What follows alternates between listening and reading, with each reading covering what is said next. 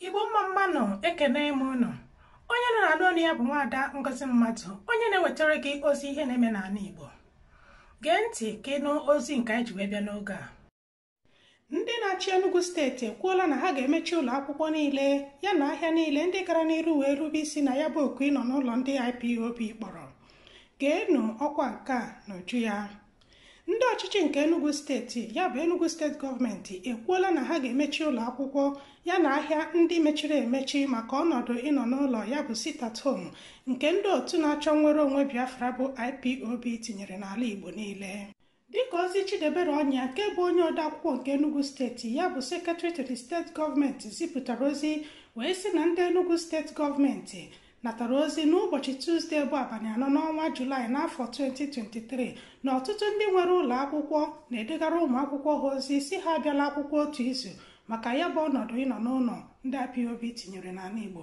N'ọnụ okwu Chidebere ọ sịrị na obi adịghị ndị na-achị Enugwu steeti mma n'ihi nke a Enugwu steeti gọọmenti na-adọ ụlọ akwụkwọ niile aka na ntị na ọ bụrụ na ha emepeghị ụlọ akwụkwọ ha na a ga-anara ha ikikere ha nwere iji wee wube ụlọ akwụkwọ. Ya bụ ozi metụtakwara otu na-ahụ maka ndị na-azụ ahịa ya bụ Market Union ka ha mepee ahịa niile ka ndị mmadụ hụ ebe ha ga-aga goro ihe. Ọ dọrọ ha aka na ntị na ọ bụrụ na ha emeghị dịka gọọmenti siri kwuo na a ga-akpọchi ya bụ ahịa. Ndị ọchịchị nke Enugwu gakwara n'iru wee sị na ya bụ ọnọdụ ịnọ n'ụlọ agaghị adịkwa ọzọ n'ala Enugwu maka na ya bụ ọnọdụ bụ alụ n'ihi na o megidere mmụọ ịgba mbọ ejiri mara ndị Igbo.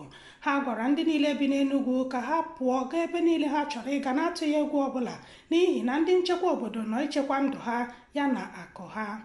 Ọzọ, ndị isi ala Enugwu sịrị na ha agaghịzi agba nkịtị ka ọ bụrụ ndị IPOB ga na-ekwu ihe na-eme n'ala Enugwu dịka ụbọchị ndị mmadụ ga na-aga ahịa maọbụ ụbọchị ụmụ akwụkwọ ga-aga akwụkwọ. Ndị ọchịchị Enugwu sịrị na ha ga-eme ihe niile ha nwere ike ime iji wefu na ya bụ ọnọdụ bịara n'isi njedebe. Ọ bụghịkwa sọsọ nke a n'ihi na ndị ọchịchị Enugwu steeti sịrị na onye ọbụla maọbụ otu ọbụla ga-asị ndị mmadụ ha rube isi na ya bụ ọnọdụ ịnọ n'ụlọ site n'ịgbasa ozi na ngalaba soshal midia dịka Facebook, WhatsApp, Twitter nakwa ebe ndị ọzọ iji kọnye ndị mmadụ egwu n'arụ mee ka ha hapụ ịga ebe ha chọrọ ịga maọbụ mee ihe ọbụla ga-ebute ọgbaghara na ha ga-eji iwu megidere ụdị ozi a ya bụ Cyber Crime Law nke etinyere n'afọ 2015 wee mesie onye ahụ maọbụ ndị otu ahụ ike. Igbo ndị ọma, ebe a ka ozi nke a ga-abịa n'isi njedebe.